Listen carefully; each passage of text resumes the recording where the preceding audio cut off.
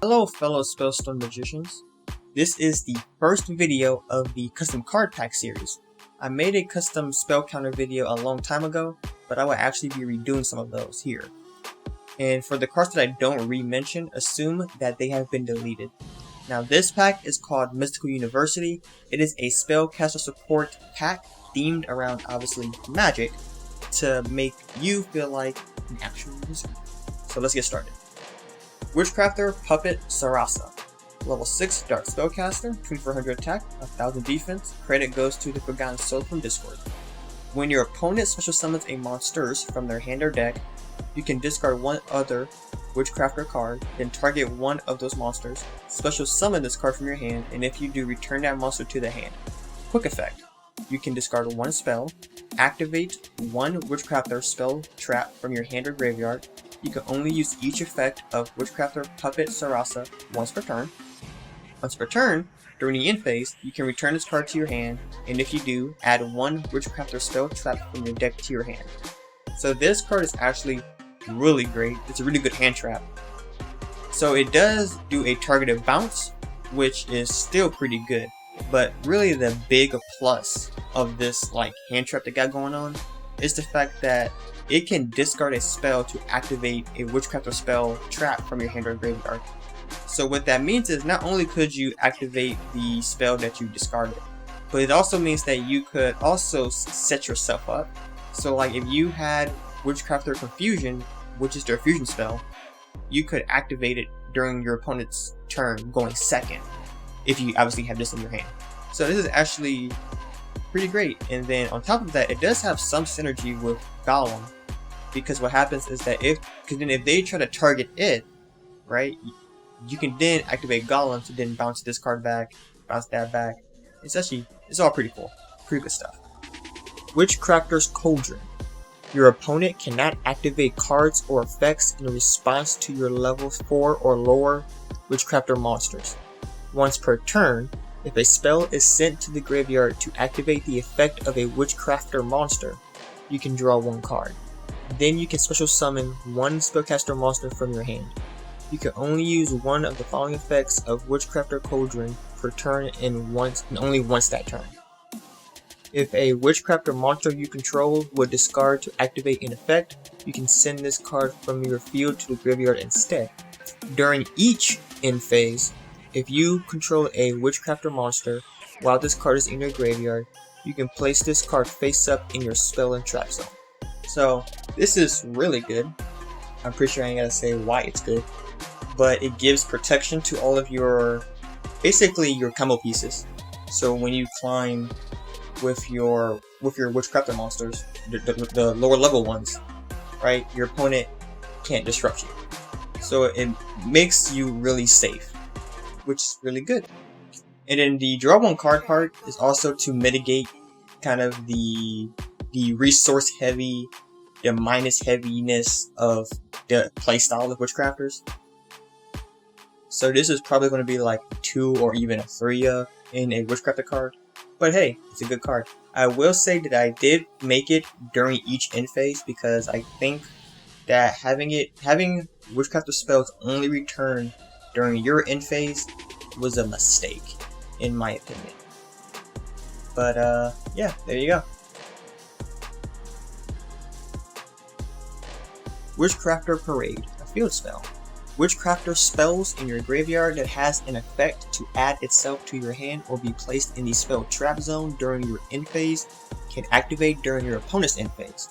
When a spellcaster monster you control would discard a spell to activate its effect, you can discard one Witchcrafter card or banish one spell from your graveyard instead. During your standby phase, you can shuffle one Witchcrafter card that is banished or in your graveyard into the deck, and if you do, draw one card. During each end phase, if you control a Witchcrafter monster while this card is in your graveyard, you can place this card face up in your field zone. This allows you to recycle some spells into the deck in return for some draw power. Its ability to allow you to discard other Witchcrafters or banish a spell from graveyard is another effort to not make you go minus so hard.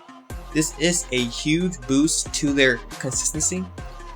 because it always bothered me the fact that they go minus so hard for the smallest of things.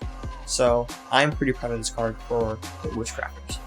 Also, looking at it again, this field spell could allow Summoner Monk to be a potential starter for them. You could use its effect and the effect of the summoned Witchcrafter without double neging yourself like you would in real Yu-Gi-Oh! Not only that, but being able to use Witchcrafter monsters straight from the hand to then get another one from the deck could allow these smaller Witchcrafters to kind of pile themselves in the graveyard very fast. It can also open Witchcrafters to some rank 4 plays with, obviously Summoner Monk. And with Cauldron, when you activate the effect of the Summon Witchcrafter, you can then special summon a caster from your hand. Maybe get some links in there. And Witchcrafters have a lot of open spots in their extra deck. I don't know how realistic that is, because you need either Parade or Cauldron to get any sort of mileage out of Summoner Monk. But I thought I'd mention it because it would be interesting to see a card from 2005 see some play. It'd be kind of funny.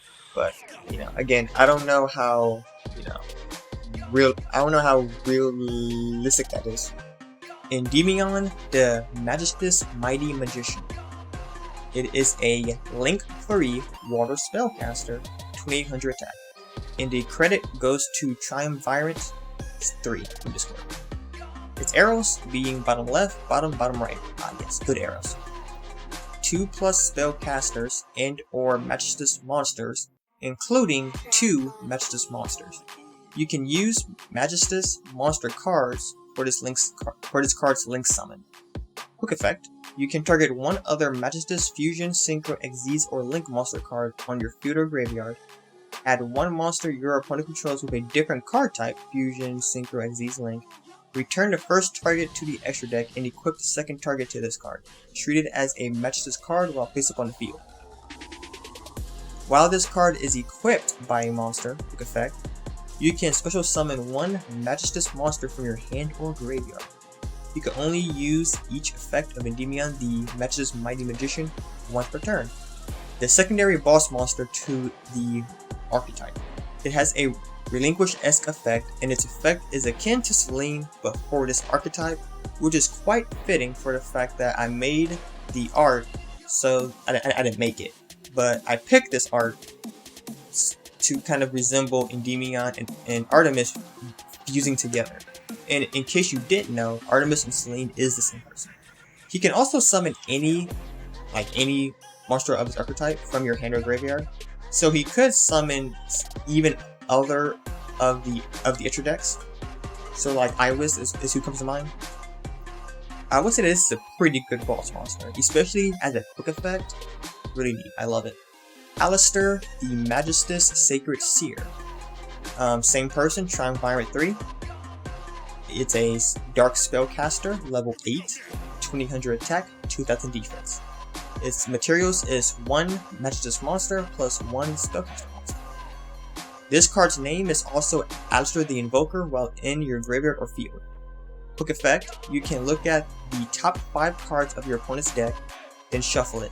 Then you can equip this card to 1 Magistus monster you control. You can only use this effect of Aleister the Magistus Sacred Seer once per turn. Once per turn, while this card is equipped to a monster, when a Magistus card is targeted or would be destroyed by a card effect, you can send 1 card from your extra deck to the graveyard. Those cards are unaffected by that card's effect. Then, Magistus cards you control are unaffected by the effects of the card type. Fusion, Xyz, Synchro, Link, Sync. Alright, so this allows you to get info on your opponent, which the archetype really needs for their big boss monster to really have impact. Because what they don't want to do is they don't want to equip, let's say, Aleister, right? This monster, and then they face Utopia, right? Because then at that point, he just sits there. The protection is something Magistus players desperately ask for a lot. So I think that this is, good. It can help them do that.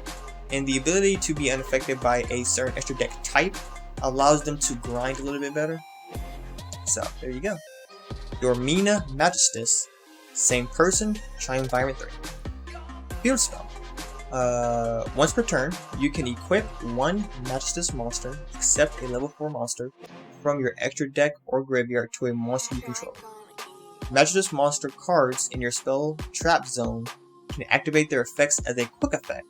If your opponent special summons a monster, you can return one Magistus monster card with the same card type, Fusion, Synchro, Xyz Link, from your field to the extra deck. And if you do, equip the summoned monster to a Magistus monster you control as a Magistus card that increases the equipped monster's attack by 1000. You can only use this effect of Dormina Magistus once per turn. This is absolutely beautiful. The equip effect is good for obvious reasons. The second effect allows an equipped Artemis or a Relona, not Relona, my bad. It's the Xyz one to use their effect as quick effects, because Artemis is a Rhoda basically for them, and then the Xyz is imperm basically. So the ability to use this as a quick effect gives the archetype interaction during the opponent's turn, which I'm pretty sure people who play that deck appreciates. Magistus Masterpiece, same person, try environment 3. This is a quick play spell. If you control a Magistus monster, target one other face-up card in your spell trap zone. Send that card and 2 cards your opponent controls to the graveyard.